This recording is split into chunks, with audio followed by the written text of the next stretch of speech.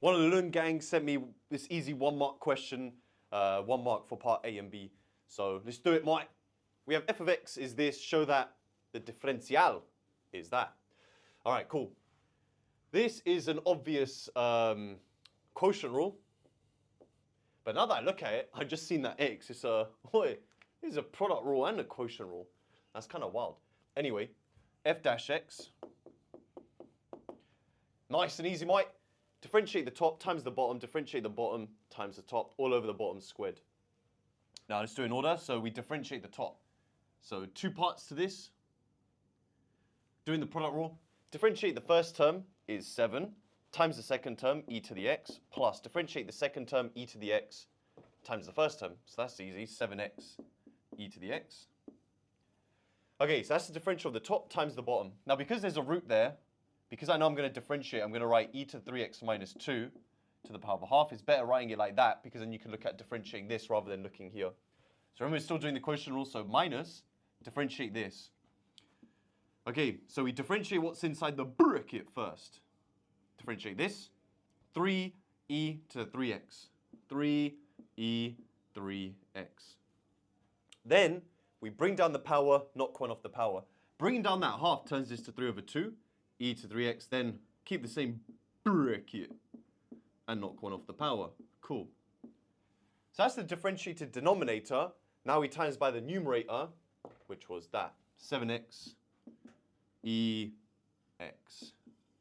All over the bottom squared, which just gets rid of the root, innit? Now I have to do some factorizing. Okay, what could we factorize? I got a 7 e to the x, which would then allow us, so we can factorize out twice. Brev. Okay, do this 1 step at a time because it's a bit mad still. 7e to the x. Should I factorize that? Nah, let's do that later. Okay, with these kind of massive ones, don't try and factorize out too much at once because you're going to make a mistake. So 7e to the x, we get 1 plus, I've taken out 7e to the x, so we're just left with x, times e to 3x minus 2 to the power of a half, minus. This 7, we can multiply by 3 over 2. Yeah, so 21 over 2, I guess. X. Now, the question I'm asking myself is, should I multiply these to give you e to the 4x? My initial thought is no, and the reason for that is because of this e to the x and that. It just makes it a bit cleaner in terms of factorizing. I feel like I did a question similar to this, like, I don't know, can't remember. Anyway, that times that. I've got the x, I've got e to 3x and e to the x. I'm not going to multiply them. And I've got this. All over the bottom squared, which was just that. Now let's factorize. So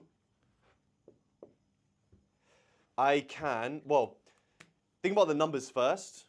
I want to take out a half. I'm going to rewrite this as 14 over 2. Because you can take out the half, but you can also take out a 7 from the numerator. Yeah? What else can you take out? The e to the x. That's what I said before, right? Which is why I said don't multiply with the e to the 3x. And then we got our main bracket, right? Always factorize the smallest power, which is this. So we get e 3x minus 2 to the power minus a half. Now do a square bracket so you can distinguish between these circular brackets and everything on the inside. I took out an over 2, and I factorized out 7. 14 divided by 7 is 2.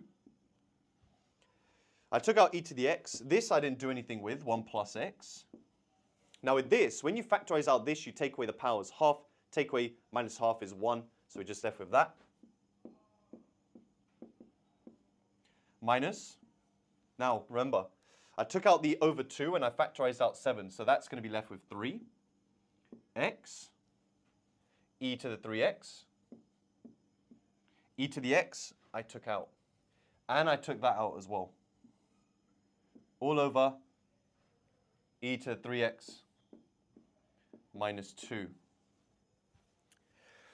Okay, so this can go into the denominator because that comes down as e to the 3x minus 2 to the power of a half, which when you multiply by that gives you power 3 over 2, which is that.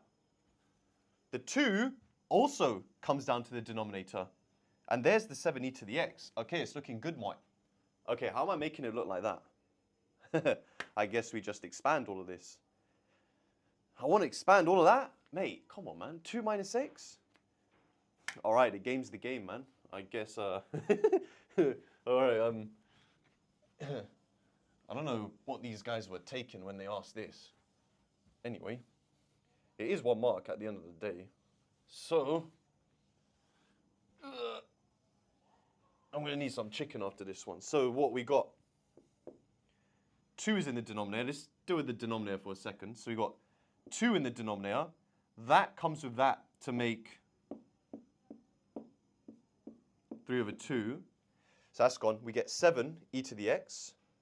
And that's gone down. For now, let me write this as 2 plus 2x. So I got 2e to the 3x minus quattro plus 2x e 3x minus 4x minus 3x e 3x.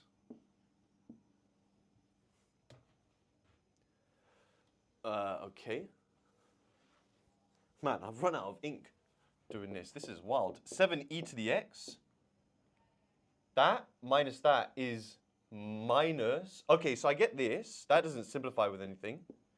That minus that is minus x e to the 3x. No. Minus 4 minus 4x. Okay. I'm looking at the A and the B, by the way.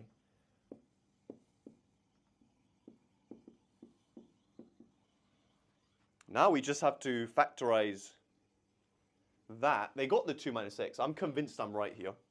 So I'm just going to write the answer, mate.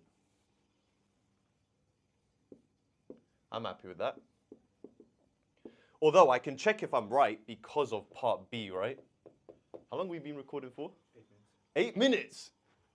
8 minutes? Ruh. And show that the turning point's all of this. So we're going to make this equal 0. Times through by that denominator. Now there's a few things you can do here. So you'd write this in the exam. You're going to times both sides by this is going to go, yeah? Whatever. Another thing is that e to the x is positive. So when you're here, you'd say this. So you're going to basically get rid of this. Then as well, you're going to divide by 7. It's just a constant, right? You're left with this. Which x value have they rearranged for?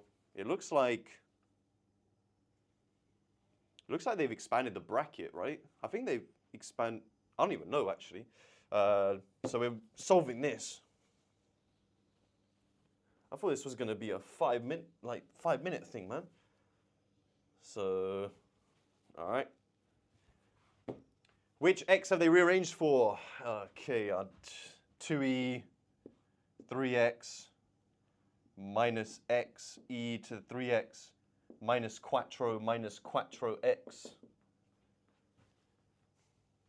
They've got e to the 3x plus 4 in the denominator. I think it's this. I think we need to factorize. Yeah, I see it. I see it, mate. I see it too. E to the 3. This is actually really satisfying. We got... Move these two to the other side. Factorize out x.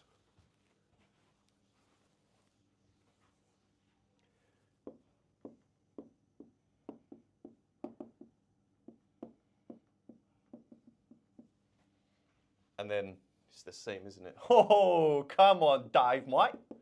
Ayo, this is sick. Mate, my pen is dying. The rest of this question was like, I think a cobweb diagram. You just draw the diagram like that, yeah? And then iteration equals equals equals. Nice.